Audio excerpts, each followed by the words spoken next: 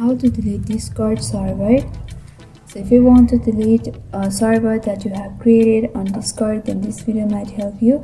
So make sure you watch this video till the end and to subscribe to our channel for more videos like this. Now let's get into the video. So right now I have opened up to a server. So you also have to select and open up the server which you want to delete. And in the upper section you can see there is a 3-dotted horizontal line. Simply tap over there and you have to go for settings option right next to notifications in the lower right hand side. And here you have to go for overview option. And if you scroll down to the bottom, there will be the delete server option. You can tap over there and once again you have to go for yes. And by doing that, you'll be able to delete the server you can see over here. So this is how easily you can delete Discord server. So I hope this video was helpful. If you want us to make any tutorial videos on any topics, then you can mention down below in the comment section.